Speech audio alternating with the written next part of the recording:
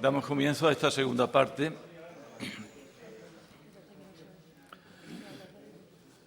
En primer lugar, va a intervenir María del Carmen Lara.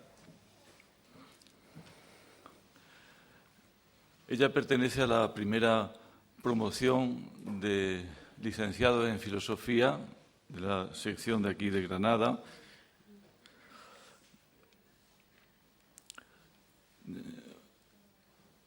Después de algunas vueltas por el mundo, dio por fin en nuestro departamento, aunque buena parte de los años que lleva enseñando ha estado en tierra de infieles, en la Facultad de Ciencias de la Educación, dando allí toda clase de filosofía que hacía falta. Por fin consiguió venirse ya con nosotros y desde entonces ha impartido sobre todo cuestiones sobre pensamiento español, sobre ilustración e idealismo y otras cosas de introducción al pensamiento clásico. Bueno, sus intereses en cuanto a investigación giran en torno a filosofía de la educación, quizá eso se le pegó mientras estaba allí, y pertenece a grupos que han investigado sobre la imagen barroca del mundo, sobre problemas de la ciudadanía. Paralelamente se ha interesado en cuestiones de innovación docente y de metodología de enseñanza universitaria, metiéndose en toda esta dinámica de la búsqueda de la calidad y la excelencia, de la que ella tiene el secreto.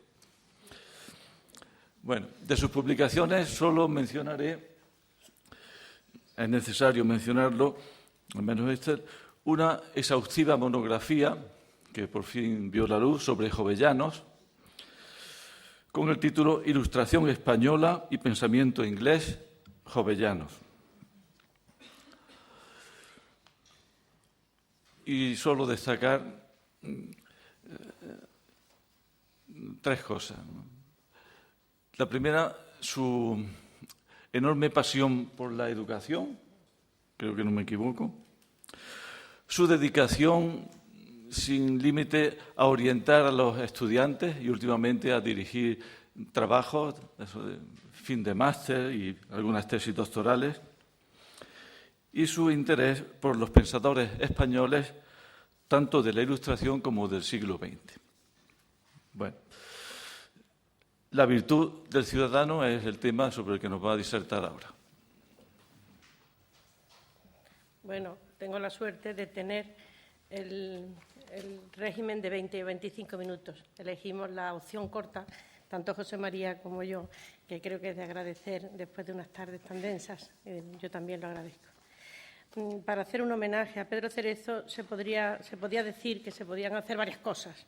Una sobre su obra, otra sobre algún aspecto que él nos haya sugerido a lo largo de nuestros trabajos y todo esto, y otra sobre alguna cuestión filosófica en la que, como maestro que nos ha enseñado a mirar y a pensar la vida, pues nos hubiera de alguna manera incitado a seguirle, no imitándolo como copia, sino emulándonos a sacar de nosotros lo mejor que tenemos cada uno.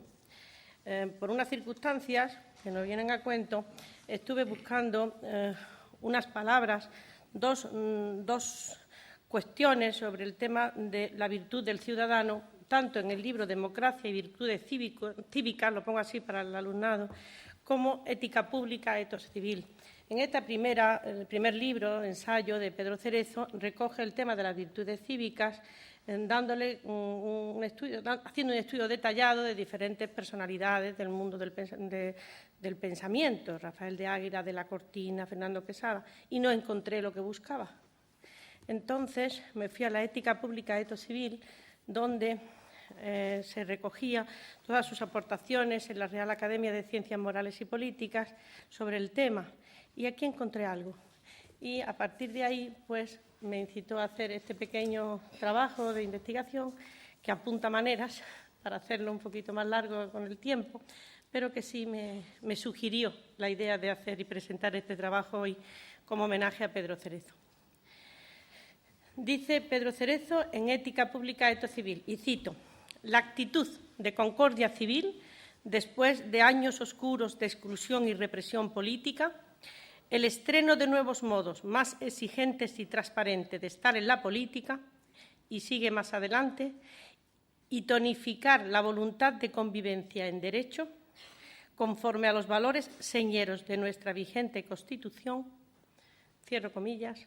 Esto es lo que me lleva a pensar detenidamente, aunque aquí solamente muestro un sencillo apunte, sobre esa virtud de la concordia que surge como benevolencia. Y de eso voy a hablar. Tal vez pueda decirse que hemos despertado del sueño dogmático de la razón al que se refería Kant, al atrevernos a proclamar la emancipación del pensamiento y remover los obstáculos de la minoría de edad de la razón. Sin embargo, podemos decir hoy que la humanidad no ha despertado todavía del letárgico sueño de una despiadada humanidad. Por eso, la tarea hercúlea de nuestro tiempo, como nos señala el profesor Salguero en su reciente libro sobre la benevolencia, ha de ir dirigida contra la minoría de edad de la compasión. Ante las elocuentes cifras de la pobreza y de la exclusión que caracterizan a nuestro mundo globalizado y fragmentado por la injusticia, parece ser cierto el vaticinio de Herbert Marcuse en El hombre unidimensional de que lo irracional se ha hecho racional y que la sociedad industrial avanzada a la que se refería en 1954, hoy ya globalizada, dice textualmente, es cada vez más rica, grande y mejor conforme perpetúa el peligro. El modelo de civilización que hace de la acumulación del capital el motor de la historia y de su posesión y disfrute el principio de humanización no ha ofrecido soluciones a las carencias y necesidades básicas y no ha propiciado una civilización más humana y fraterna. Todos los síntomas apuntan hacia una nueva deshumanización, por encubrimiento, por aceptación del individualismo y hedonismo como dogmas, por el egoísmo e insensibilidad ante la miseria, la exclusión o la discriminación. Pero, sobre todo, se hace patente por el ritmo tan lento en los esfuerzos por superar la brecha de la desigualdad que condena como víctimas a una tercera parte de la humanidad. Como prescripción frente a esta enfermedad moral y social, hay que acudir a la receta de Theodor Adorno en su Mínima Moralia, donde nos dice que es preciso fijar perspectivas en las que el mundo aparezca trastocado, enajenado, mostrando sus grietas y desgarros, menesteroso y deforme. Ante este mundo fragmentado por la injusticia, es urgente llevar a cabo una radicalización de la ética social y política como la verdadera filosofía primera de nuestro tiempo. Los que carecen de lo básico en la vida material, los muchos humillados y ofendidos cuya dignidad está tan maltrecha, exigen de nosotros responsabilidad, compromiso moral y justicia. Esta radicalidad moral apela a lo más íntimo de la persona y remite a ella a aquella ética cívica que desvela su dimensión cordial y humanitaria, porque, como ha dicho Adela Cortina, no puede haber ética pública ni privada sin corazón. Dentro del espíritu cívico que fue reivindicado por Montesquieu y otros muchos, hay que incluir el valor de la concordia. De este valor de la concordia hablamos, de este que recibe el nombre de benevolencia y que debe formar hoy partes del etos democrático y merece ser incorporado por todos los medios en el proceso de socialización. En el centro de la radicalidad ética a que nos hemos referido, hay que apelar, por tanto, a la benevolencia que habría de ser incluida a modo de injerto en el corazón de la justicia. Los rasgos de esta virtud política de raíz ilustrada son principalmente los siguientes. Un deber que promueve el bien común incluso cuando no se espere una retribución. Un entusiasmo natural por el bien público a modo de pacto natural originario. Una constante inclinación a mantener una acción generosa, humanitaria, universal. Una instancia desiderativa que desde una antropología optimista rechaza el egoísmo como estructura última del ser humano y tiende de manera constante a la concordia con todos los agentes racionales. una suerte de civilidad que brota de un justo sentimiento de los derechos comunes de la humanidad y de la igualdad natural que hay entre los hombres de la misma especie, una virtud social de la compasión, una virtud política de la cooperación y del compromiso que acompaña e implementa siempre a la justicia como su auxiliar necesario, impulsando primero acciones para que lo justo se haga presente y proyectando después nuevos objetivos. De esta dimensión ético-social de la virtud ilustrada de benevolencia podrá afrontarse con mayor plausibilidad la humanización que hoy es tan necesaria. Ese nuevo humanismo que aquí propongo habrá de movilizar sus mejores reservas energéticas de esperanza y utopía contra los corazones endurecidos, contra las mentes embotadas y contra el letárgico sueño que hace enmudecer a tantos y que nos mantiene en la minoría de edad de la compasión y del sentimiento. Los grandes problemas de nuestro tiempo no son fundamentalmente técnicos, ni económicos, ni vinculados necesariamente a una sofisticada imaginación jurídico-política, sino de carácter cultural y moral, y que competen al hombre en tanto hombre. Hace falta, por tanto, un ajuste moral que avance hacia formas culturales basadas en la solidaridad, en la fraternidad y en la benevolencia filantrópica. Mantengo la convicción de que si no se logra hacer converger la acción social y política con una filosofía de la compasión solidaria, que se recapitulan en el deber positivo general de benevolencia, solo quedará un pragmatismo con un fuerte potencial de embrutecimiento y de violencia. En esta tarea inacabada del espíritu filantrópico no todo está perdido, sino que hay razones para un cierto optimismo. No hay que prestar oído, por tanto, a los cantos escépticos o cínicos, ni a los muchos desencantados que levantan su voz para mofarse de los ideales de solidaridad y de justicia. La apelación a la benevolencia que aquí se formula requiere una indagación de su linaje para hacer explícitos sus diferentes registros y acometer así la necesaria tarea analítico-conceptual en el contexto filosófico-jurídico de su génesis ilustrada. El objetivo que propongo es precisamente justificar que la benevolencia es un referente conceptual con su propia especificidad y que pertenece al acervo cultural de la vieja Europa de la modernidad. El entramado ético-político en el que se incardina la benevolencia recapitula algunas de las confrontaciones más genuinas de la modernidad. La tensión entre el egoísmo y la conducta altruista, entre lo natural y el artificio, entre el interés y lo que contradice los criterios del beneficio y, de manera más radical, entre razón y pasión. Indagar, por tanto, la idea de benevolencia es afrontar uno de los pilares básicos de la vida en sociedad. La benevolencia se abrió camino como categoría ético-social con adherencias aristotélicas y estoicas. Es en la cultura europea de la modernidad donde se introdujo el discurrir del justnaturalismo racionalista, Appetitus Societatis de Groucho y Socialitas de Pufendorf, y adquirió una primera formulación conceptual con un específico tratamiento en el pensamiento justfilosófico de Richard Cumberland. En su obra De Legibus Naturae Disquisitio Philosophica de 1672, Cumberland concibe la benevolencia como aquella virtud que, al mismo tiempo que promueve el bien común, es decir, la felicidad y la perfección de todos los agentes morales de la humanidad, conduce también a la recompensa de la felicidad y subyace a los buenos deseos de los seres humanos. Cumberland, el primero y más severo crítico de Hobbes, ofrece un variado y muy sugerente elenco de definiciones de la benevolencia, siguiéndole cerca la idea estoica de oikeosis como aprecio recíproco y simpatía de unos para con otros en una dimensión cosmopolita.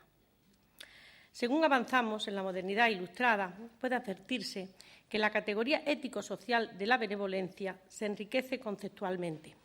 Una vez ya secularizada, con la confrontación a que dio lugar la tesis del interés egoísta de Bernard Mandeville, reivindicada como única explicación del progreso material de la sociedad. El examen de la fábula de las abejas y sus paradojas sirve en efecto de hilo conductor para establecer la pugna dialéctica entre Mandeville, Shaftesbury y Hutcheson. Mientras que Mandeville consideraba a los hombres gobernados exclusivamente por la pasión egoísta, Shaftesbury, siguiendo a Cumberland, los consideraba dotados de sentimientos altruistas y benevolentes. Mientras que para Mandeville la benevolencia solo vale para crear zánganos, Shaftesbury, y frente al imperio del egoísmo, afirmaba la existencia en el hombre de un impulso natural para la acción generosa y humanitaria universal.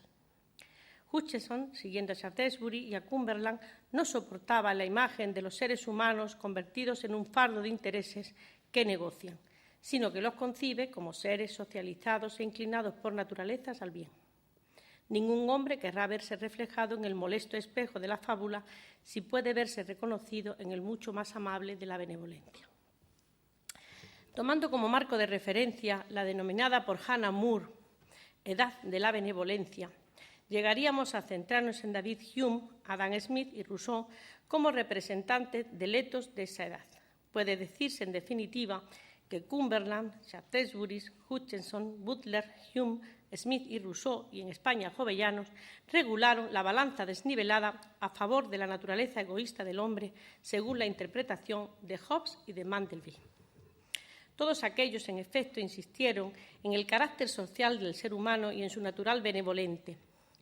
Hume consideraba más plausible la hipótesis de la humanitas desinteresada que la hipótesis contraria defendida por Mandeville. La benevolencia es, en efecto, para Hume una virtud social que merece la aprobación general de la humanidad, y nadie puede proporcionar más mérito a un ser humano que la benevolencia, como una tendencia a promover los intereses de la especie humana.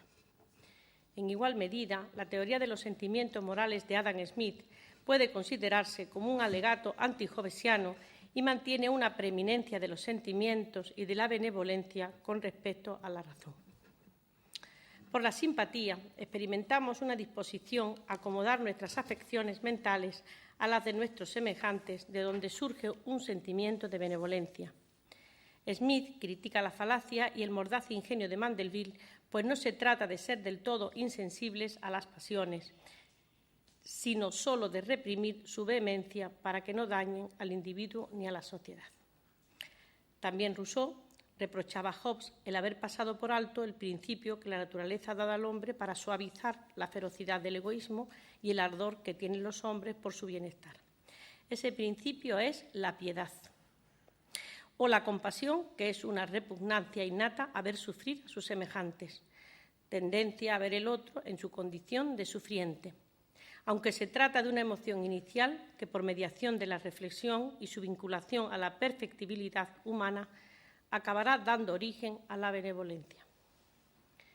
Una mención especial merece, a nuestro juicio, los desarrollos legislativos de carácter social que tuvieron lugar a lo largo del siglo XIX en Inglaterra, como extensión a la praxis jurídica de las convicciones derivadas de una activa benevolencia filantrópica. Es por eso el mejor campo de pruebas para apreciar cómo la benevolencia ilustrada y las ideas filantrópicas que constituían el tono moral de aquella época lograron movilizar a las fuerzas sociales para propiciar un más que notable avance en el ámbito de la justicia social. Respecto al factor religioso, según las peculiaridades del movimiento metodista, son reseñables las reformas humanitarias paternalistas de la era de Blackstone y los amplios desarrollos legislativos de carácter social por influjo del betangismo y del utilitarismo, sustentados en una rigurosa ciencia de la legislación. Pero fueron la benevolencia filantrópica y el humanitarismo los que verdaderamente impulsaron las reformas, quedando a la vista la potencialidad transformadora de la virtud social de la benevolencia en la praxis social con la legislación como instrumento.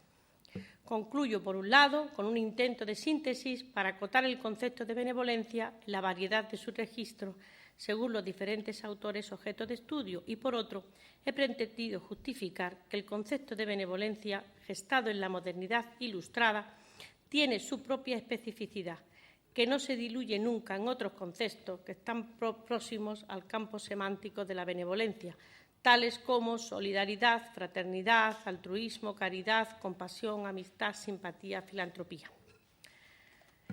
Habrá que añadir como elemento de análisis, si resulta plausible y en qué medida, proyectar esta estructura ético-política recapitulada en la idea de la benevolencia ilustrada a nuestro mundo actual, dado que no quedó concluido el proyecto ilustrado de la modernidad. Se abre por eso un nuevo escenario en el que podremos abordar en futuras investigaciones esta compleja cuestión siempre pendiente. Tomo ahora prestadas necesariamente las palabras de Jovellanos hacia su fiel amigo don Domingo García de la Fuente para decirte, Pedro Cerezo, que eres uno de aquellos hombres que no se llaman héroes porque no trastornan imperios, ni ganan batallas, ni acometen atrevidas y ambiciosas aventuras, pero que realmente lo son por el constante ejercicio de las virtudes pacíficas de su estado, virtudes nunca más sólidas ni más difíciles que cuando ningún estímulo ni vanidad las provoca, ninguna esperanza de recompensa o gloria humana las anima y nacen solo de los purísimos principios de religión, honor y benevolencia. Muchas gracias.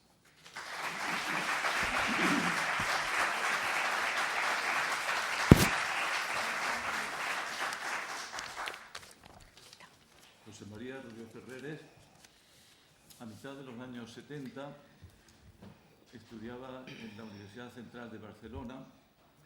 Ella allí fue alumno, estudiante y discípulo del profesor Pedro Cerezo. Este lo reclamaría aquí en Granada, al final de esa década.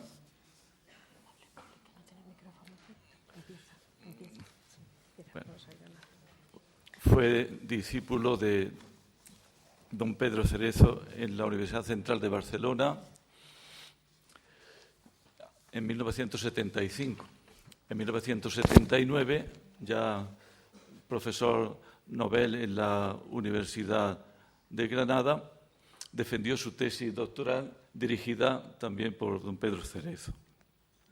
A partir de ese año y hasta ayer mismo, comienzo de este curso, en que se ha jubilado, que no retirado,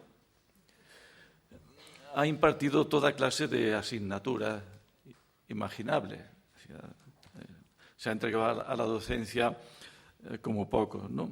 Sobre fenomenología, sobre filosofía de la religión, métodos ontológicos, teodicea, ontología 2, filosofía de la acción, humanismo y antihumanismo, filosofía crítica de la cultura y, sobre todo, últimamente, lenguaje y hermenéutica y ciencia y filosofía de la religión, sin contar con los cursos de doctorado, que ni mencionaré. Sus intereses de investigación han rondado cuestiones referentes, sobre todo, a la secularización y al laicismo, en la beta de filosofía de la religión, de la que impartía clase.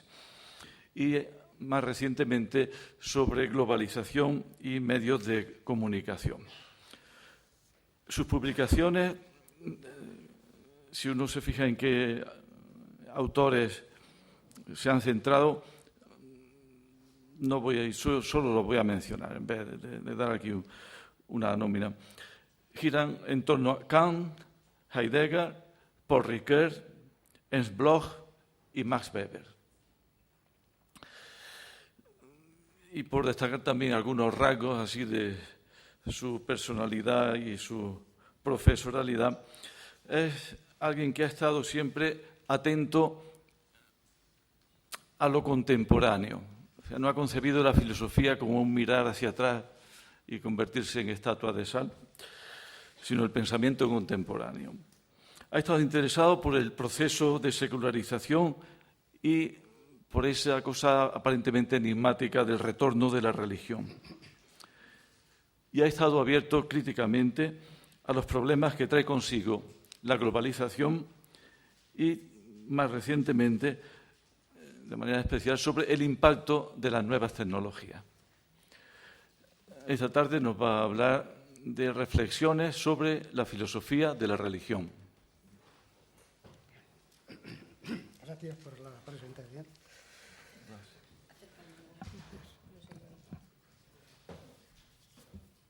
Bueno, para mí ha sido una gran satisfacción el haberme invitado para participar en fin, por esta mini ponencia en este homenaje del profesor Cerezo. Yo, sin pensármelo ni un segundo, pues dice que sí, precisamente por se trataba del profesor Cerezo y que, pues, el profesor Cerezo ha sido, en fin, en toda mi formación académica y también en todo mi currículum docente, pues ha sido para mí uno de los focos o puntos de mira en las líneas de investigación, en más o menos el método, etcétera.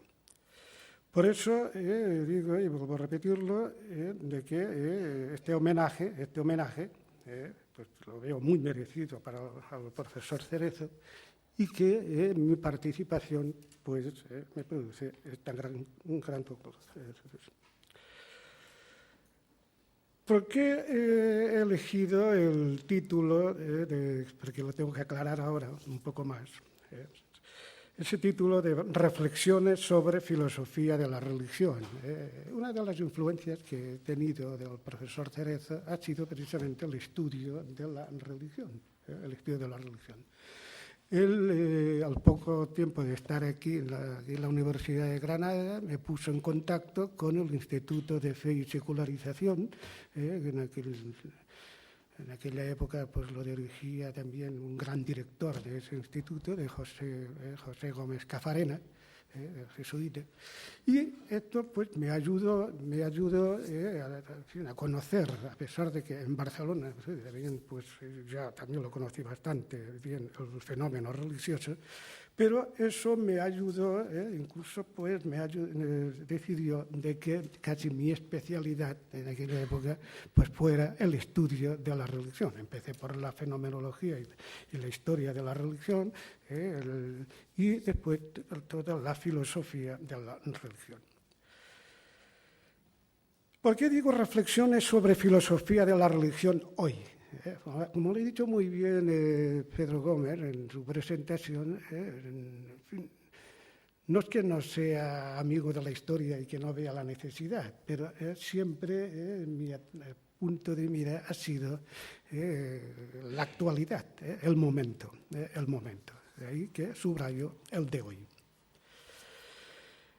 Bueno, filosofía de la religión hoy, pues me centro, y ahí pues sí que ya veréis que tiene relación con lo que la exposición anterior del profesor Estrada. Me centro en el debate actual. Con media hora no puedo presentar todo el debate, pero por lo menos sintéticamente hacer ver la problemática que se está estudiando hoy.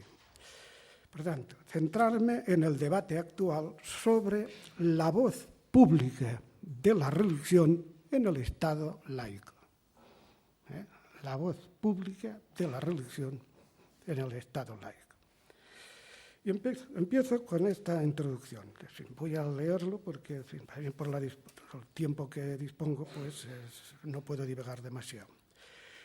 La teoría de la secularización daba por probado, por cierto, que el problema de las transformaciones de la religión en la modernidad tardía, desde entonces, tendían a confundirse con el de la disolución progresiva de las diferentes tradiciones religiosas en las sociedades y las culturas a las que ellas, las religiones, contribuyeron a moldear, pero en las que ya no podían desempeñar un papel activo.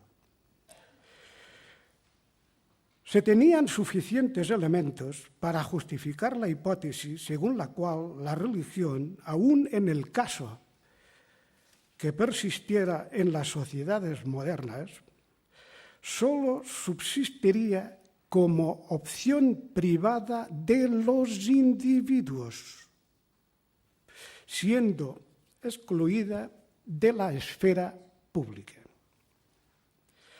Pero a partir del 1976, cuando un nuevo discurso religioso toma forma no para adaptarse a los valores seculares, sino para devolver el fundamento sacro a la organización de la sociedad, cambiándola si fuera necesario, este discurso, a través de sus múltiples expresiones, propone la superación de la modernidad fallida a la que le atribuye los fracasos y las frustraciones provenientes del alejamiento de Dios. Por tanto, a la muerte de Dios, uno de los temas fundamentales, según Nietzsche, de la filosofía moderna, a la muerte de Dios le sigue ahora la revancha de Dios, según este sociólogo francés, Gilles Kepel, en su obra La revancha de Dios. En los dominios de las tres religiones monoteístas acontece la gran ruptura por la que reivindican su protagonismo en la nueva configuración mundial. Actualmente, ya nadie pone en duda la espectacular politización de la religión en la era de la globalización y su impacto sociocultural en los medios de comunicación. Lo religioso entra cada vez más en el espacio público, pretendiendo intervenir activamente en la nueva configuración del orden mundial.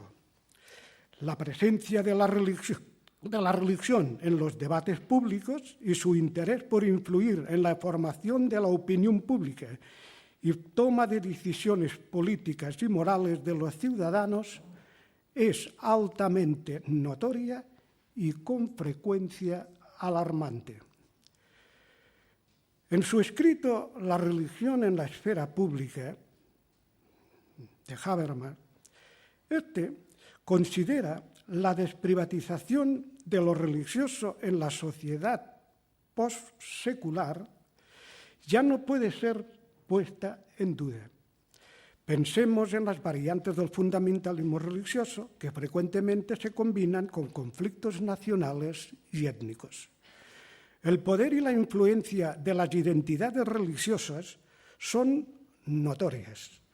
Las tradiciones de creencias religiosas han adquirido una significación política nueva e inesperada. Intentar privatizar las religiones desde el Estado no tiene sentido, ni es legítimo en un Estado democrático liberal. Pero no es menos cierto que existen también los movimientos laicistas que presionan para que sus reivindicaciones sean tenidas en cuenta y llevadas a término por el Estado. Por ejemplo, la separación de la Iglesia del Estado. En las sociedades democráticas occidentales se hacen demandas, y eso lo podemos constatar todos, se hacen demandas para ampliar las libertades, los estilos de vida plurales, por ejemplo, matrimonios homosexuales, y la capacidad de decisión sobre opciones relacionadas con la vida, subrayo opciones, por ejemplo, control de natalidad, reproducción asistida, aborto y también en la muerte, la eutanasia. Estas reivindicaciones rompen el consenso moral tradicional. De ahí que se estén produciendo verdaderos conflictos normativos entre los valores defendidos por tradiciones culturales y comunidades religiosas, sobre todo por la Iglesia Católica, y el sistema legislativo del Estado más o menos laico.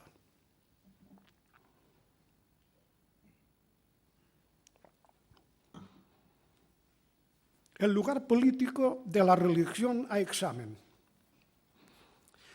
Últimamente, Habermas ha reflexionado mucho sobre el lugar y la función de la religión en la esfera pública, liberal y democrática, sobre la voz pública de la religión en el Estado laico.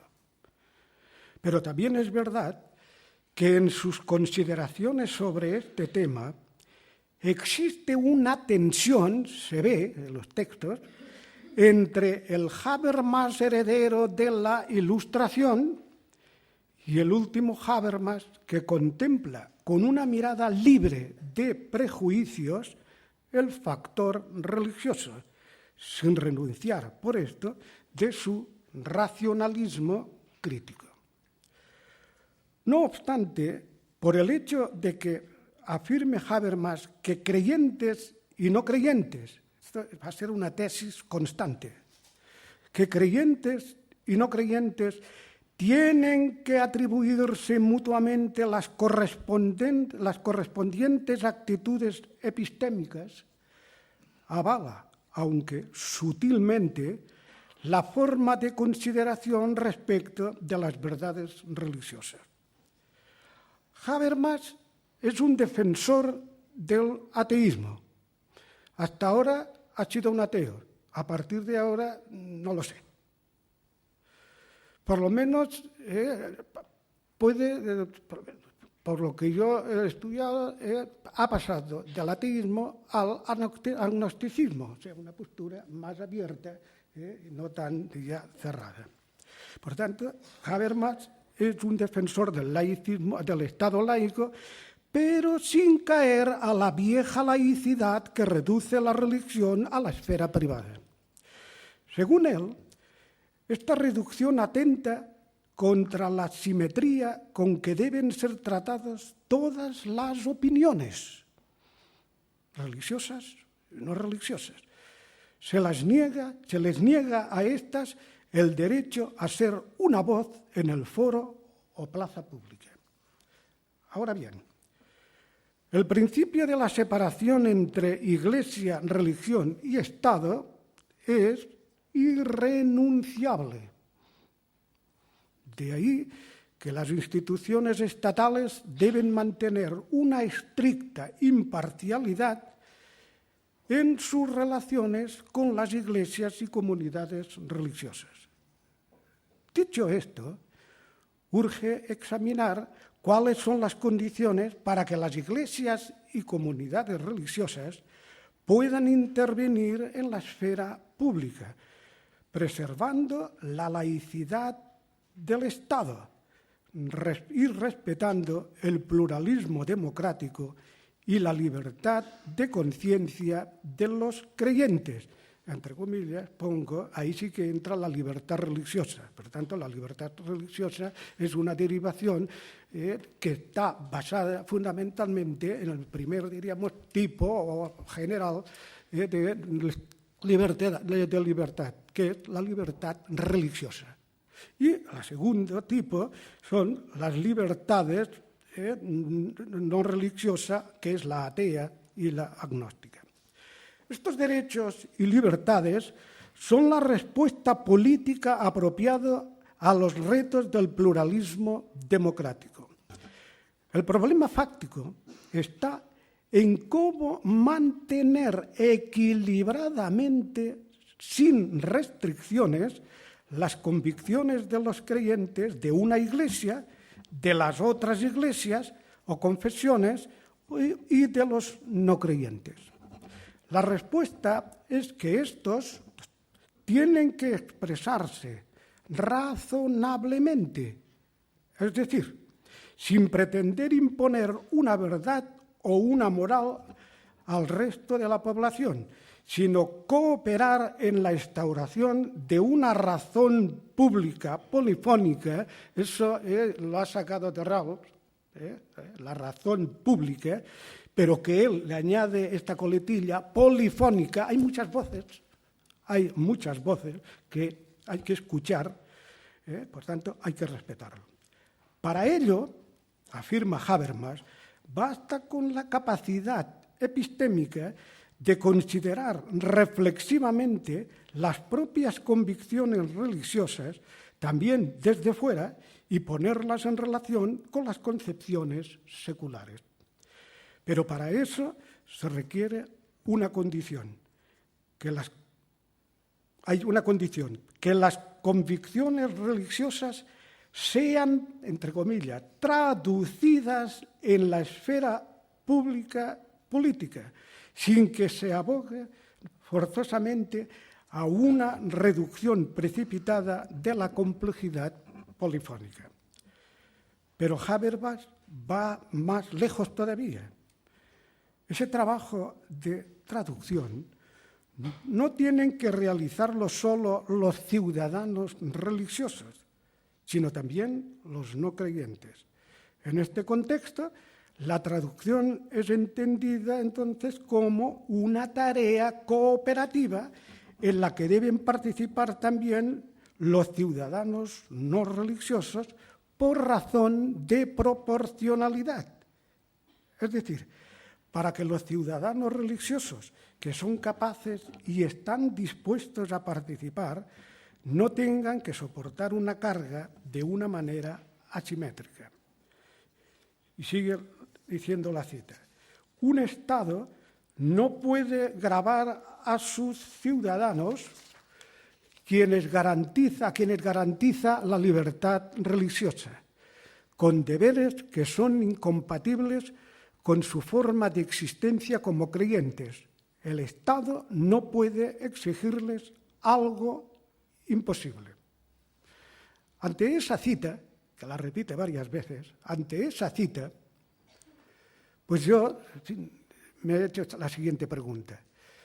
¿Se refiere Habermas a las leyes sobre el aborto, la eutanasia, matrimonios entre homosexuales, etcétera?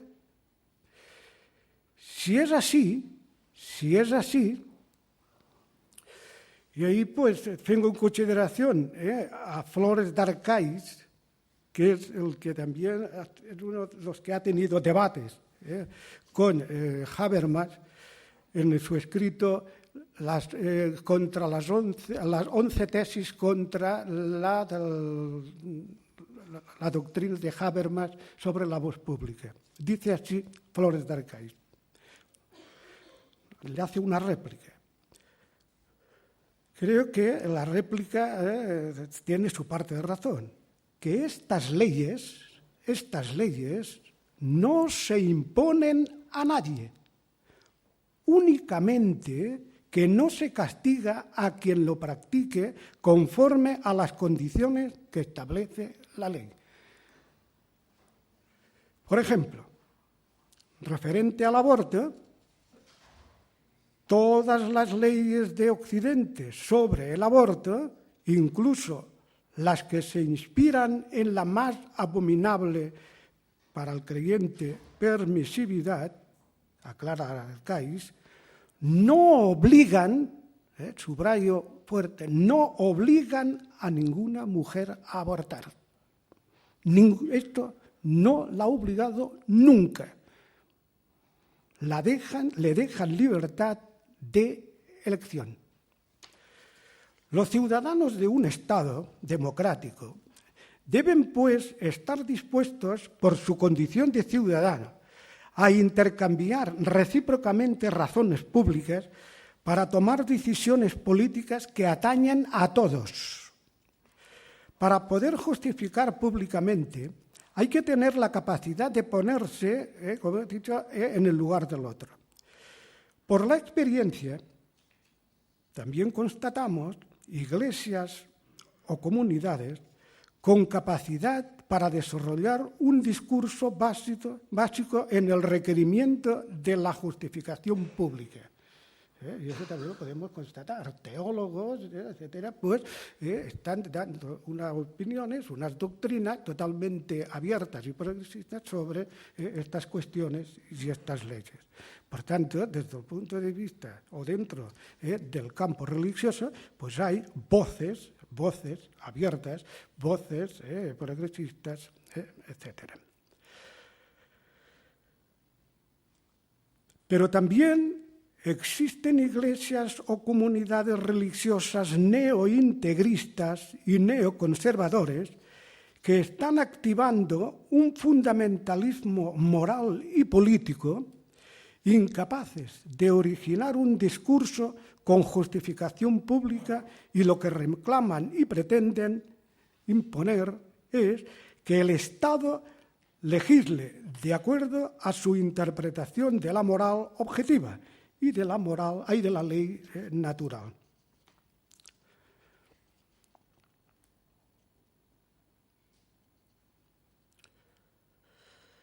Afirmar, pues, que la Iglesia Católica, como cualquier otra religión, tiene voz pública, no equivale a defender la tesis de que la Iglesia y las religiones tienen la función de estructurar el orden político, sociocultural, moral de toda la sociedad. Ha de quedar claro que el principio de justificación secular es indisociable de la razón pública y que el lenguaje secular debe regir no solo en el ámbito del Estado, cosa que reconoce Habermas, sino también en la plaza pública de la sociedad, en el foro público. Es este el espacio simétricamente abierto a todos los ciudadanos. Pero ahora es cuando se plantea el dilema: ¿primacía de la libertad o primacía de la fe? Existen comunidades religiosas que quieren seguir, lo dice Habermas, que quieren seguir una agencia propia en la esfera pública, política, y quieren impedir políticas que niegan sus creencias. ¿Socavan entonces con esto la separación Iglesia y Estado?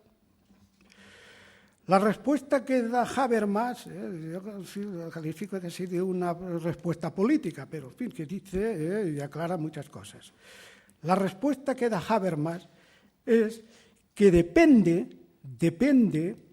de cómo estos actores religiosos comprendan y practiquen su papel.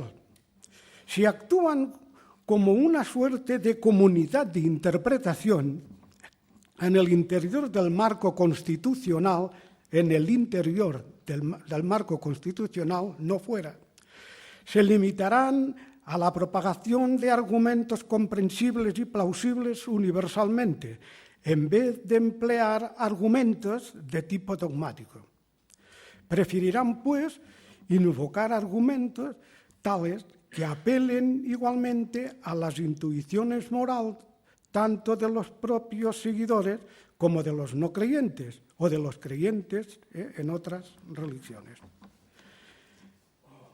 Pero nos preguntamos, ¿y qué sucede cuando las iglesias o la jerarquía eclesiástica se dirigen expresamente solo a sus creyentes? La respuesta de Habermas es contundente. Deben considerarlos como ciudadanos, lo subrayo porque lo subraya Habermas, deben considerarlos como ciudadanos, orientados religiosamente. Esto es, como miembros de una comunidad política, como miembros de una comunidad política. Por el contrario, sigue diciendo Habermas, las iglesias sobrepasarían las fronteras de una cultura política liberal si pretendieran alcanzar sus objetivos políticos de manera estratégica, esto es, apelando de manera directa a la conciencia religiosa. Pues entonces, sigue diciendo Habermas, querrían influir en sus miembros en cuanto creyentes y no en cuanto ciudadanos. Intentarían ejercer una coacción sobre las conciencias e imponer su autoridad espiritual en lugar de aquel tipo de fundamentaciones que en el proceso democrático solo pueden llegar a ser eficaces porque superan el umbral de la tradición en un lenguaje comprensible y aceptable por todos. Habermas recuerda el mal ejemplo de la carta pastoral. Está diciendo, dice él. Recuerda el mal ejemplo de la carta pastoral con la que desde el púlpito se pidió el voto para Adenauer. Yo digo, en nuestro contexto consideremos el reciente documento publicado por la Conferencia Episcopal Española, hace relativamente pocos días, pidiendo la negación del voto a los partidos que defienden el aborto en las próximas votaciones del cercano 20 de noviembre.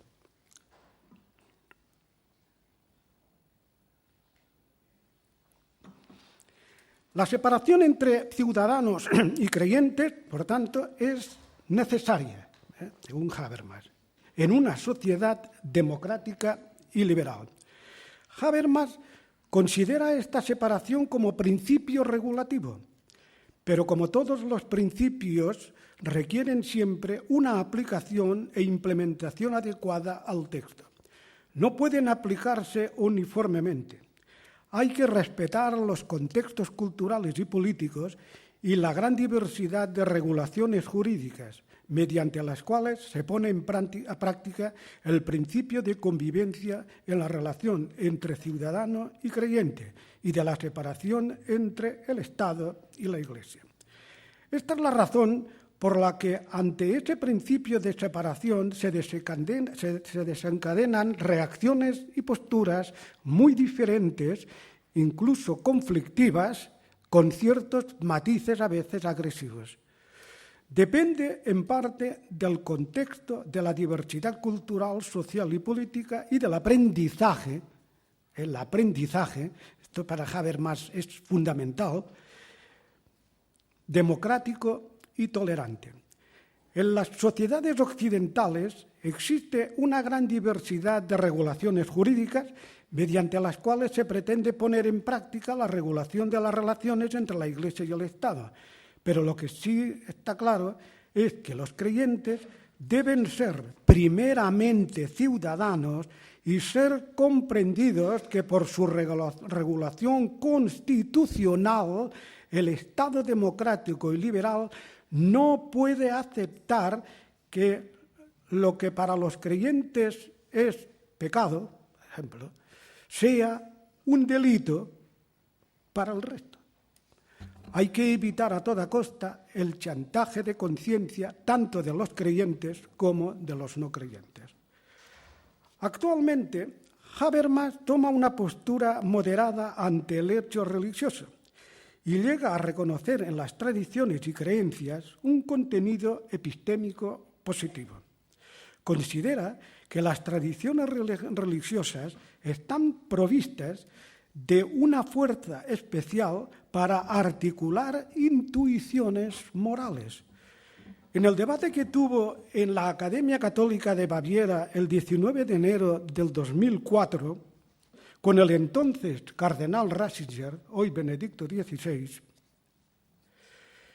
en aquella época era el prefecto de la Congregación para la Doctrina de la Fe, Habermas hizo hincapié en las aportaciones de las comunidades religiosas en los temas políticos controvertidos desde un punto de vista cognitivo. Insiste en definir el proceso de secularización como un doble y complementario proceso de aprendizaje. Solo así será posible la traducción de valores desde el lenguaje religioso al secular. Habermas establece que la filosofía también tiene que estar dispuesta al aprendizaje de las tradiciones religiosas. Por eso el título de Filosofía de la Religión hoy va por ahí. O sea, no es aquella filosofía ya radical, atea, invertida, por ejemplo, de tipo Feuerbach, etcétera, etcétera, sino que tiene que estar dispuesta al aprendizaje de las tradiciones religiosas, siempre y cuando, siempre pone la coletilla, que éstas eviten el fundamentalismo y la coerción de las conciencias. La coexistencia entre religión y filosofía ha de ser tolerante y respetuosa. Lo mismo se exige a los creyentes. Es una cuestión de derechos y deberes. La primera condición fundamental del Estado laico es que sea un Estado de derecho, en el que ningún ciudadano puede ser discriminado por sus creencias o no creencias. El laicismo es incomprensible sin la libertad de conciencia del ser humano. de cada persona en particular. La libertad de conciencia capacita a cada ciudadano elegir libremente, sin ningún tipo de coacción y violencia, su vida espiritual o religiosa y también su vida no religiosa, por ejemplo, atea, agnóstica, etc. El valor originario y emancipador de la laicidad la hace, por tanto, acreedora de los derechos humanos e impide concebirla como una simple ideología totalitaria y antirreligiosa, como muy frecuentemente se está diciendo, incluso aparece en los medios de comunicación. No es eso, o sea, habrá otras, pero por lo menos está, digamos, en términos de Benito XVI, la sana laicidad, pero no como él piensa, sino es sana precisamente por esto, porque es igual para todos.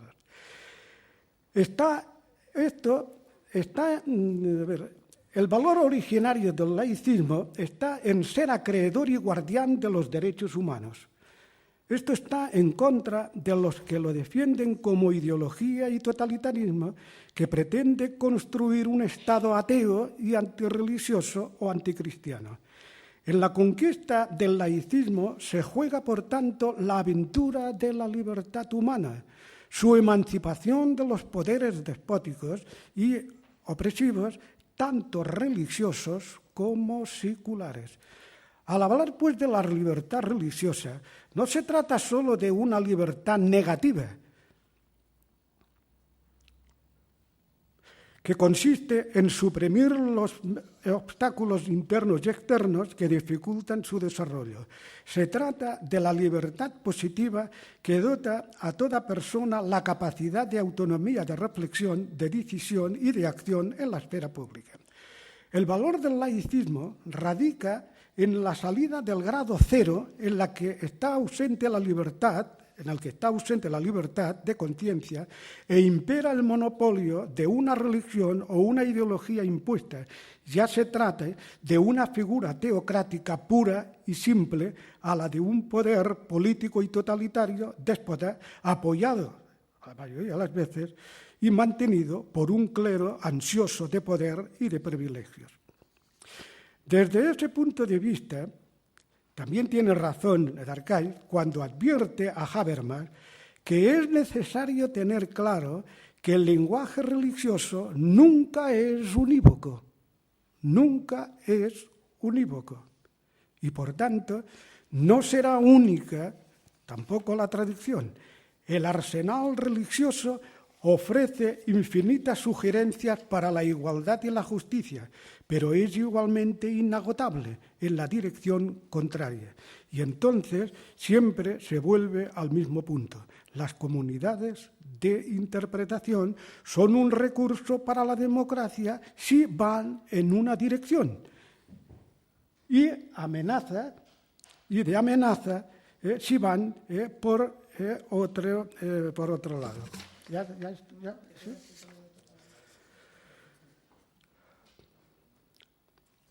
La conclusión que podemos sacar es que el espíritu de la separación de la Iglesia y el Estado no se limita a llevar a cabo la ruptura del lazo de sujeción de la instancia política a una religión concreta, en este caso la católica. Va más allá. Libera la esfera civil de todo monopolio confesional. Siento que he dado casi como una definición del laicismo tal como tiene que ser. Tal como tiene que ser. Sí, el laicismo libera la esfera civil, no estamos hablando del Estado, sino la sociedad, de la esfera civil, del monopolio confesional. El diccionario de la lengua española de la Real Academia define el laicismo como doctrina que defiende la independencia del hombre o de la sociedad, o más particularmente del Estado, respecto de cualquier organización o confesión religiosa. Cito esta definición porque algunos de los que suelen intervenir en el debate parece que la desconocen, porque la Real Academia, por lo menos en principio, y no sé si es que no la admite uno o por lo que sea, pero no pone la definición de que el laicismo es igual a ateísmo, anticristianismo, es anticlerical, etcétera, etcétera. Por eso digo, doy esa definición. A ver. Y es el laicismo el que asenta el poder estatal sobre el principio de neutralidad, en sentido positivo. Esto es, que tiene en cuenta a todos sin privilegiar a nadie. Esta es la razón de peso, la razón pública, por la que el Estado debe exigir a los ciudadanos, religiosos y no religiosos, respeto a su neutralidad cosmovisual y moral. La filosofía entra en juego, la misma filosofía, cuando entra, también, en fin, este tipo ya de filosofía y la religión, la filosofía entra en juego del lado laico. En su diálogo con Charles Taylor, publicado en la obra colectiva El poder de la religión en la esfera pública, es hace relativamente poco que ha salido, que es intervienen varios ponentes, entre ellos Habermas. Y es cuando en esa obra, en el diálogo, como he dicho, en Charles Taylor, Habermas, refiriéndose a algunos que piden una fundamentación más honda de los principios constitucionales, más honda que la secular basada en la soberanía popular y los derechos humanos o en la sola razón, confiesa con toda claridad Habermas que discrepa totalmente de quienes piden ese tipo de fundamentación fuera de la razón. Y digo que discrepa con todos estos que están pidiendo una fundamentación política porque ese era el problema que discutió con el Ratzinger en la conferencia, en el debate que me he referido antes.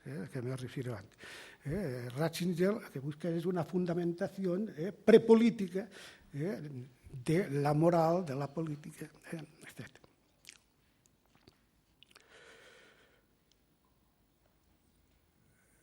Por tanto, confiesa que no tiene que haber ninguna fundamentación fuera.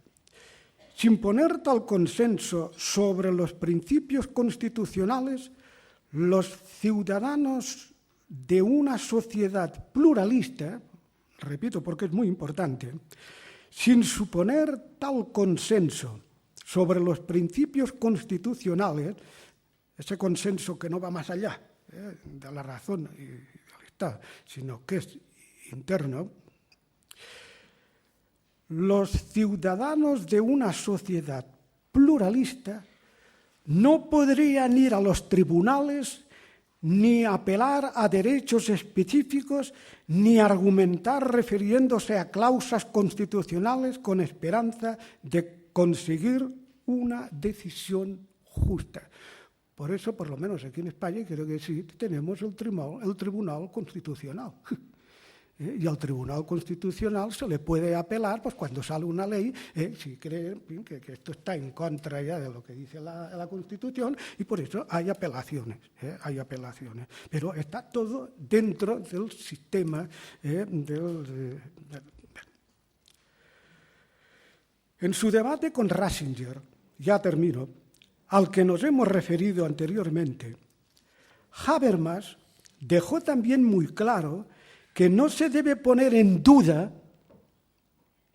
por mínima que sea, no se puede poner en duda la capacidad del Estado constitucional democrático de recurrir a sus propias fuentes para generar sus presupuestos normativos. El Estado no necesita de una institución ideológica o religiosa, la Iglesia, fuera o ajena de sí mismo y que lo fundamente. De lo contrario, sería imposible mantener el principio básico de su identidad, que es la neutralidad cosmovisional. El liberalismo político, que tanto, en fin, habló también con Rawls, y en algunos puntos pues también se separa, pero que en lo fundamental están conformes. El liberalismo político que Habermas defiende en la figura especial de un republicanismo kantiano se entiende como una justificación no religiosa y postmetafísica de los principios normativos del Estado constitucional democrático. El Estado democrático es el que fundamenta en y por sí mismo siempre que contenga una forma jurídica traspasada en su totalidad por los derechos humanos. Dicho todo esto, yo saco la siguiente conclusión, y por tanto ya termino. Para que una sociedad plural sea posible la convivencia entre creyentes y seculares, no creyentes, es necesario que la libertad de conciencia y el principio de tolerancia estén armonizados con la justicia básica igual para todos los ciudadanos en una razonable sociedad democrática. En consecuencia, los principios de tolerancia y libertad de conciencia, y de ahí se deriva la libertad religiosa y la libertad secular, no religiosa, deben ocupar un lugar central en toda concepción democrática constitucional, por ser ellos los que establecen la base fundamental que han de reconocer, aceptar y poner en práctica todos los ciudadanos para la justa regulación de la rivalidad de doctrinas con sus respectivas cosmovisiones y valoraciones. Esto lo tiene que regular el Estado. Y por tanto, esta regulación tiene que evitar en el fondo pues masacres, guerras civiles, etcétera, etcétera, etcétera. Creo que queda claro. O sea, es el que tiene que regularlo y el que tiene que mantener en equilibrio la balanza. La separación entre Iglesia y Estado exige que entre estas dos esferas, dice Habermas, haya un filtro encargado. Por tanto, no es que están separados y es indiferente y a vosotros. No. Entre ellos, dice Habermas, tiene que haber un filtro encargado de dejar pasar únicamente las aportaciones traducidas, esto es, seculares, procedentes de toda esa babel de voces de ámbito público, trasladándolas hasta las agencias de las instituciones estatales. Por tanto, si todo ha de ir bien, dice Habermas, ambas partes deberán, cada una desde su perspectiva, esto no lo niega, dejarse conducir a una interpretación de la relación entre fe y el saber que posibilite una coexistencia autorreflexiva y clarificadora de las dos. Y ahora ya termino. Llamo yo a esto la sensatez del sentido común. Llamo a eso la sensatez del sentido común. Aunque también es verdad que entre lo que debe ser lo ideal y lo que es el real, queda todavía un largo camino de aprendizaje, como nos lo comprueba en la realidad cotidiana. Muchas gracias por su atención.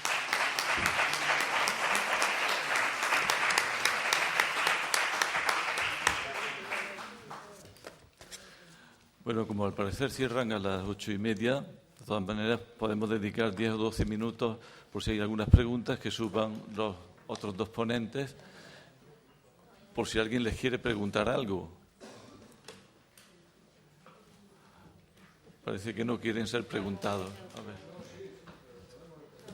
Sí. A ver, sí.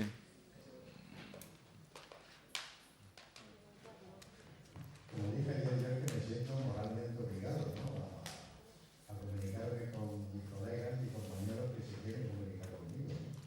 De modo que aunque solo por esta razón, porque por otra comprendo que a estas horas ya estamos muy cansados, ¿no? Pero permitidme muy breves palabras.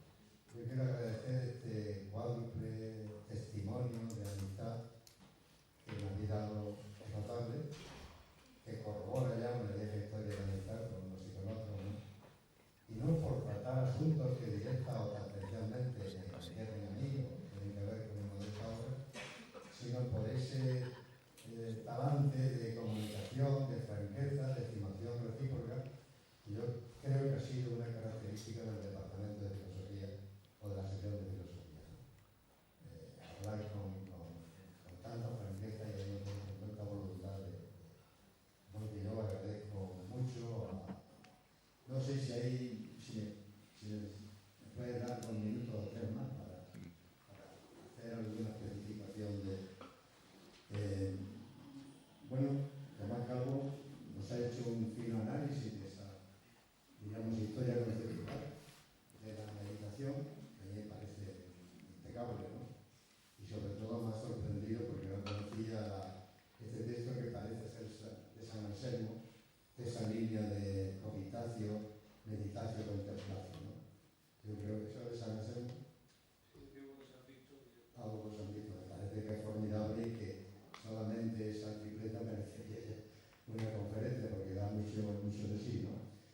Yo tan solo le quería sugerir 2 cosas. Como insistía mucho lo del ejercicio, el hábito, el entrenamiento, etc., para luego hablar también de la reflexión, hay un texto de Platón que no tiene que ver directamente con el tema de la meditación, pero que para mí siempre me ha parecido muy indicativo y casi el mejor. Es cuando habla en la carta séptima de que solo con largo trato con las cosas y tal y cual llega a encenderse la luz, ¿no? Es decir, que justamente con ese hábito de querer permanecer cabe la cosa, tratar con ella, habituarse a ella, ¿no?, frotarla una y otra vez, surge la luz, ¿no? Y esa metáfora vuelve también de otra manera, por ejemplo, el dar giros en torno a la cosa, que tanto hace Ortega, dar giros, envolver, etc., ¿no?, como buscando una gravitación sobre alguna fuerza de inspiración que tenga la cosa, hasta que ella, por así decirlo, hace la luz por sí misma en el alma, ¿no? Claro está que eso no empece a ese otro camino de interiorización autorreflexivo, etcétera, que está claramente en Platón, en el platonismo, y luego está en el pensamiento neoplatónico medieval, en el cartesianismo, en Husserl, etcétera. Esto es innegable, ¿no? Se me ocurría otra cosa, y es que curiosamente Hegel, a quien nadie podría en principio recurrir a hablar de meditación, sin embargo, cuando define el espíritu como la capacidad de estar cabe sí mismo en todo lo otro, está hablando justamente de lo que es meditar, es decir, ser capaz de estando en lo otro, ocupándose de lo otro, cabe el otro, estar sin embargo cabe sí mismo. Es decir, la coincidencia del sí mismo, de la reflexión, y al mismo tiempo el sí mismo del teleidos de la cosa, ¿no? Esto es puro platonismo y bueno, lo consagra Hegel en esa definición del espíritu. De manera que sigo pensando que la meditación es la otra cara de la crítica, ¿no? Y que realmente hasta la misma dialéctica que tiene esa cara crítica, en última instancia se consuma en meditación, ¿no? Y dejo de lado la referencia de Ortega, que ya había largo que no que discutir, sino que matizar, ¿no? Bueno, en cuanto a Juan Antonio Estrada, pues me siento en una gran sintonía personal con él, quizás porque tenemos una trayectoria personal muy parecida, porque hemos hablado mucho de los temas, porque tenemos fuentes comunes de inspiración, etcétera, etcétera. Él ha traído a colación un escrito que fue el primero que yo hice en esta ciudad, en el año 74, que marcó la revolución antropológica de la teología, y luego he hecho mención a uno casi último, de hace un año,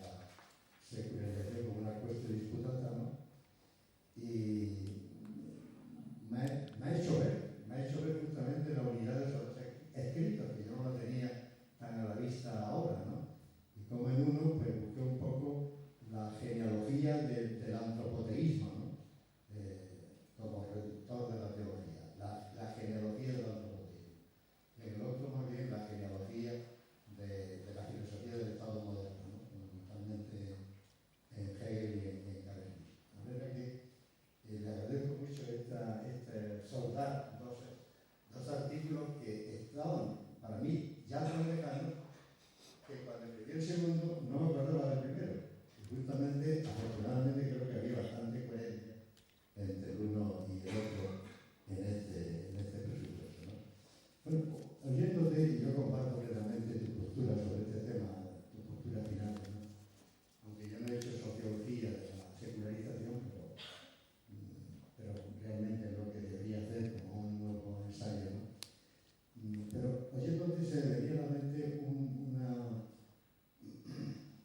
vamos a llamarla así, una ocurrencia del padre Rivadeneira, que era un jesuita que se ocupó del tema de la filosofía política y de la crítica a Maquiavelo, que en España estuvo muy de moda, y que acertó con una frase, a mi juicio, extraordinaria, como frase de publicista, pero que se le volvía a él otra vez. Decía, hay unos que de la religión quieren hacer Estado, y otros que del Estado quieren hacer religión. Yo creo que no hay una manera más precisa y elocuente de hablar de lo que ha sido la teocracia y la democracia republicana. Hay uno que se empeña en hacer de la religión Estado. Pero claro, él se empeñaba en este propósito, es decir, en buscar la unidad del pensamiento político, sobre todo la unidad del etos político y la unidad de creencias, ¿no? Y otros, por el contrario, quieren hacer del Estado religión, inventarse una religión civil del Estado, etc. Y con eso, pues, estaba pensando en contra de Maquiavelo, pero en el fondo se anticipaba la crítica posible al republicanismo, ¿no? De manera que salir de ese dilema fatídico, ¿no? Y reconocer la independencia y la autonomía del Estado en su propia fundamentación, ¿no? Y al mismo tiempo el Estado, cuando se autoinventa en su fundamentación, el Estado moderno, lo hace protegiendo la libertad de conciencia a la vez. Es un hecho solidario, ¿no? De la fundamentación del Estado racional y el de la libertad de conciencia. Y por consiguiente, no puede de tal modo erigirse en fundamento absoluto que de alguna manera destruye la propia libertad de conciencia que surge coetáneamente con su propia autofundamentación, ¿no?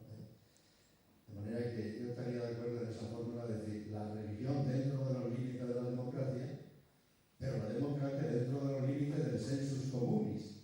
Por eso me gusta que haya terminado hablando del sentido común, dentro de los límites del sensus communis, que es la razón discursiva, y la razón reflexiva, y la razón pública, ¿no? Porque, claro, hay algún sentido de la democracia que se vuelve loca, ¿no? Como despotismo de las mayorías o como una religión civil que destruye cualquier posibilidad de una conciencia libre frente a ella, ¿no? De manera que, bueno, en cuanto a Mari Carmen Lara, que no sé si te mandé mi trabajo sobre el amor público en Jovellanos. No me lo han mandado. Porque aquí he ocurrido, yo me he ocupado 2 veces de este tema, ¿no? Bueno, también otros libros, pero básicamente uno sobre la amistad civil en Aristóteles y otro sobre el amor público en Jovellanos. Y este segundo me lo sugeriste tú, leyéndote a ti, en tu buen libro, magnífico libro sobre Jovellanos en la Ilustración, ¿no? Y te pedí que me diera incluso fuentes, que luego he explorado por mi cuenta y he desarrollado ampliamente y por eso quiero hacerlo llegar, ¿no? Me daba la impresión de que no lo había hecho todavía, No lo sé. porque precisamente el tema del amor público es central en este tema que tú tratabas, ¿no? Es decir, el amor a lo público y el amor precisamente a través de lo público, amor ético de reciprocidad, etcétera, etcétera, ¿no? De manera que la sintonía de mi trabajo con el tuyo es evidente, ¿no? Aunque yo he hecho un abordaje, ¿no? con otro instrumental teórico, pero bueno, en cualquier caso, cualquiera sería el comentario, porque además te cito en varias ocasiones y ahora al sentirme citado por ti, pues se ve cómo esta cita recíproca se debe a una comunicación, ¿no? En el tema mismo, ¿no? Lo único que diría yo como disentimiento, si quieres ligerísimo, es que yo no veo la piedad o la compasión como una minoría de edad, pero todo lo contrario. Me parece que la ventaja de la compasión o de la piedad sobre la benevolencia es que la compasión es propia de la mayoría de edad, de la madurez. Y que, claro, bueno, esto lo han reconocido algunos teóricos de los sentimientos morales. No sé de quién toma esa cita, ¿no? Pero realmente tomar la piedad como una forma de minoría de edad me resulta muy contradictorio con mi propia experiencia moral y del mundo, ¿no? Y de la vida, ¿no? Pero bueno, eso te lo digo Ya lo hablaremos. por alguna cosa que... Y en cuanto a José María Rubio,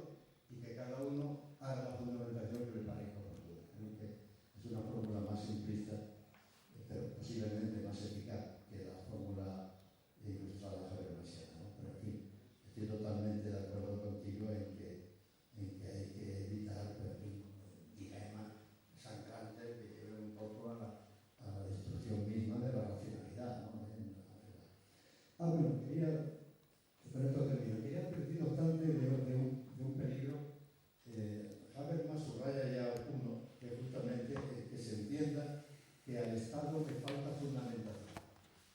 Es decir, que las religiones entiendan que al Estado le falta fundamentación. Parece que no sería un error. El Estado tiene su propia fundamentación, que puede ir creciendo en el tiempo, evidentemente, por una autorreflexión histórica y cuyas motivaciones dependen de diferentes pueblos. El Estado no tiene una indigencia de fundamentación. Eso sería un error. Y otro error, que no lo indica Habermas, ni lo he visto tratado como tal, es que la aceptación de la presencia de las comunidades de sentido, de sociedad civil, y de la riqueza que se promueve con el intercambio, etc., pudiera llegar a la tesis de que una determinada confesión mayoritaria se convirtiera de nuevo en religión del Estado. Y eso sí que sería una fatal consecuencia de la dinámica de la religión. Es decir, el hecho de aceptar racionalmente, ¿no?, la riqueza que supone la sociedad civil, la pluralidad de puntos de vista y de visiones de valor, etc., pudiera hacer sugerir la tesis de que, por consiguiente, un Estado bien organizado es el que acepta lo que es una opinión mayoritaria en ese orden. Eso sería tremendamente nocivo para la laicidad en el nuevo sentido. Esto, como estamos en el contexto de las elecciones, en fin, que no pienso en nada así concretamente, sí, pero yo tengo un partido que, incluso con mayoría absoluta, sea afín a la Iglesia o a una religión, y entonces, ¿qué pasa? Es el brazo derecho ya de esa religión, ya de esa iglesia. No, yo tengo la impresión de que estamos de acuerdo aquí sobre ese punto, ¿no? Una cosa es la laicidad, que mantiene lo que es la autonomía del Estado, la libertad de conciencia, y otra cosa es la traspase de Estado como religión o religión como unidad de la verdad del Estado. ¿No? Serían auténticos regresos párrafos. Perdona que aclare una cosa, porque Habermas la toca bien, que lo que nos aporta la religión, o sea, diríamos, ¿desde qué punto de vista Habermas le da ese valor a la religión y que hay que tener en cuenta con aquello de las intuiciones morales, etc.? Y es que las religiones, en general, las religiones siempre están formadas por comunidad, es la comunidad. Entonces, lo que nos puede aportar las religiones son la solidaridad. Ahí ya no puede hacer nada el Estado. Es la solidaridad. Muchas gracias. Bueno, se terminó el tiempo. Nos vemos mañana a las 5 de la tarde. Bueno, ya está.